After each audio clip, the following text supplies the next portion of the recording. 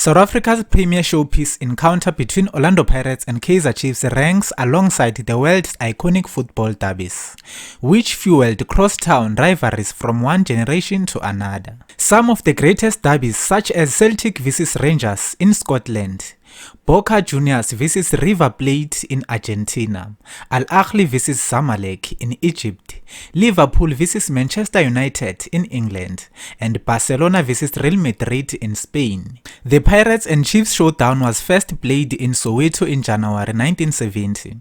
When the teams featured in certain racer. The occasion was Rugby Cup 34th playoff, which Pirates won 6-4.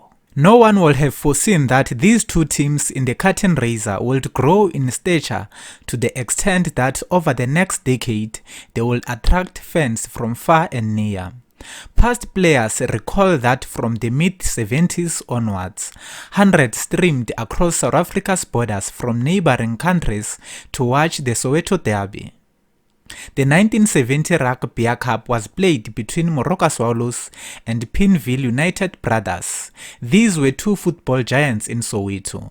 Before 1970, these two teams ruled the roost in Soweto until the late 1960s, when Orlando Pirates shot into prominence after it had attracted the finest players. One of the players there at the time was Kaizer Motaung, one of the finest in the country at the time.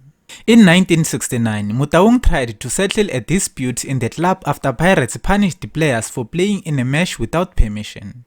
When his efforts came to naught, he resigned from the club and started a club which initially became known as Kaizer 11. The following year, Kaizer 11 became Kaizer Chiefs. When the club structures were formalized, Motaung appointed Thomas Zero Johnson as the coach, and the fast-talking Ewet Nene was the manager. The Chiefs team at the time included Henry Padi, Jacob Masike, Edward Khoza, Eliakim Khumalo, Ariel Khohwane, Ace Ntswelegoye, Motaung, Eagle Singh, Alfred Chamane, and Stanley Screamer. Chamane was credited with scoring Chiefs' first ever goal in the Rugby Cup quarter-final.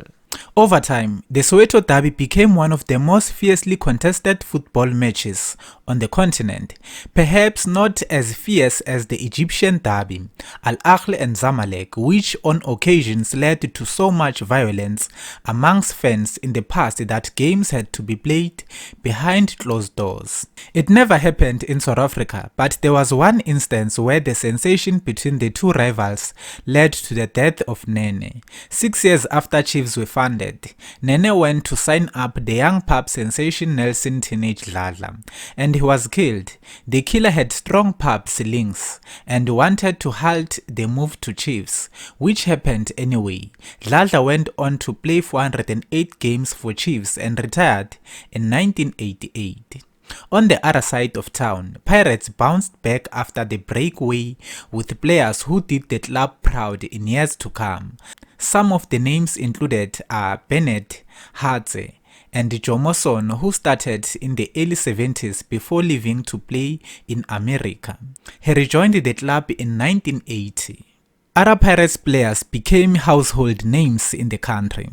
These include Patson Banda, Johannes Weister Komane, Oscar Jasmine Dlamini, Shakes Mashaba, and Percy Moloi, who many believes was Pirates' best player in the 70s. Like Staliano, the first white player to join Chiefs in the mid-70s, and Harvard Fries, the talismanic skipper of the 80s, were recently invited by Chiefs. There was a time when playing in Soweto Derby was too much for players, said Staliano. Players from both teams had sleepless nights. The biggest fear was that they would make a mistake and incur the wrath of fans. They would be crucified by supporters. The fear was real, and some players who could not handle it disappeared altogether. There was no need to motivate players because they all looked forward to the derby. On derby day, you make up thinking, did I sleep enough? And will I have a bit of luck today? I played opposite Jomosono, and in one derby against him, a fight broke out and the referee had to separate us. Fries said the fans looked forward to the derby and most came from the same city. There was always the tension which would be the best team, said Freeze. People used to come from all over Swaziland, Lesotho, Mozambique, Botswana just for 90 minutes. You can just imagine traveling by train or taxi or hitchhike for 10 hours just to watch a match for 90 minutes. As players, we could never sleep before a derby. During the 90s and 80s, Chiefs only just shaded Pirates in the league competition, which was staged under the auspice of the National Professional Soccer League. It was a different story in the cup competitions, which Chiefs dominated and earned them the title of the Cup Kings of South Africa.